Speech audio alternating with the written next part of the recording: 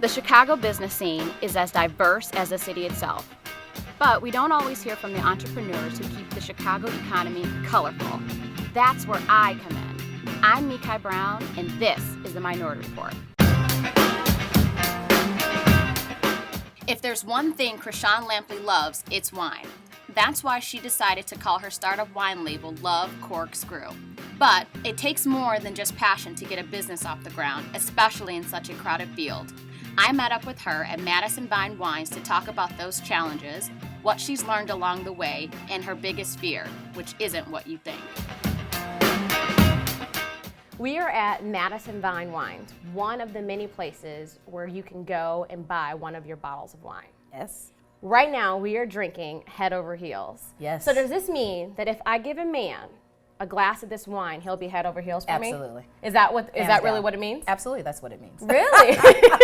And that's just so fun. I have so many catchy phrases on our bottles that it becomes something that people never forget. Anytime I go to any store, there's tons of wine. Absolutely. What sets LoveCorkScrew apart from everyone else? Not only are we a woman-owned company based out of Chicago that have wine, which is actually almost unheard of. We are one of the only private labels that exist that are owned by women. So it's an amazing, amazing thing that we've done. But above and beyond that, the labels alone. When you're at a space and you walk in, you see LoveCorkScrew from a mile away. It's amazing. Not only are we local, but we support local vineyards, and I think that's huge. A lot of There's times, vineyards in Chicago. Yes, We can grow grapes in this weather? There is over 60 vineyards in the Illinois area that people don't even know that exist. Wow. So not only do we support Illinois, we support Michigan, so we're a huge Midwest supporter. So those are the two things that stick out, definitely local owned and local vineyards as well. Not to go about having an unhealthy relationship with wine, i.e. meaning how are you not an alcoholic with all this great wine? Because this tastes really good. That isn't amazing.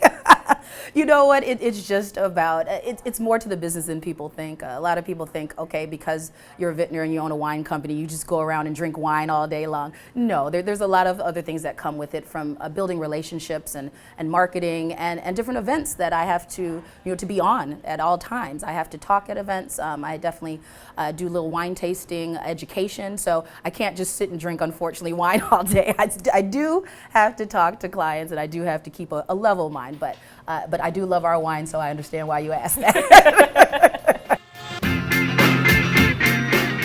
It has to be challenging, not only being an African American, but being a female in such a highly male-dominated field. Yes. Tell me about some of the adversities that you faced and how did you overcome them? It's being taken seriously. A lot of times I'll walk into either different establishments or be part of different events that they say, oh, so you're the promotional woman for the wine company. I said, no, actually I own it. So it's definitely very hard to be taken seriously, but I think it's one of those things. I'm very A-type, as probably you guys can see right now, that when I open my mouth, they listen. It's one of those things where they have to know that you're serious. They have to know that you know what you're talking about. And it's difficult, but at the same time, I enjoy the challenge. So I'm having a great time with it.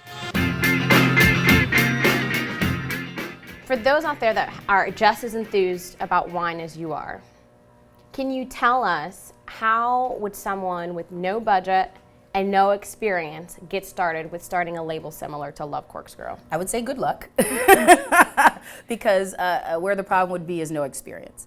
You definitely have to go hands-on in the industry. I've been in the industry on many different levels.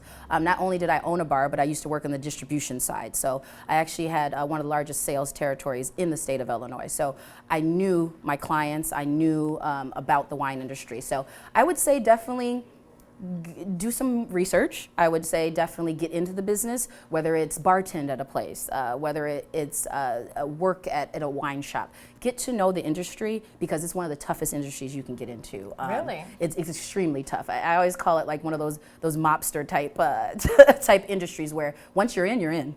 But it's hard getting your foot in the door, because you have to get people to trust you. I had to get vineyards to trust me. I had to say that I know it's going to work. So that's not an easy thing to do. So I would definitely say follow your passion. If you just like wine, doesn't mean you should own a wine company. You have to be very passionate about it. So I would say rethink that and maybe focus on something that's truly your passion. Tell me about, where the heck did this fear of clowns come from? And why are you so afraid of them? It's funny. It's just a weird thing. I'm one of those, maybe because I'm always in control, I don't like surprises that much, unless they're romantic surprises. I don't like surprises. So clowns they used to always shoot things. Like there's always something coming out of somewhere, confetti and things like that. And I'm just not, I need to know what's happening at all times. And then of course I just have nightmares of just a whole bunch of clowns being all in a room, and they're actually probably, I don't know, they're dolls, but they're coming after me. I can't. I just don't want to be surprised. The lips are really wide and weird and red, and I'm not a fan of red lipstick. It's just a lot going on. So no, no clowns. No clowns. But we can have red wine. Yes, actually that's my favorite, so absolutely.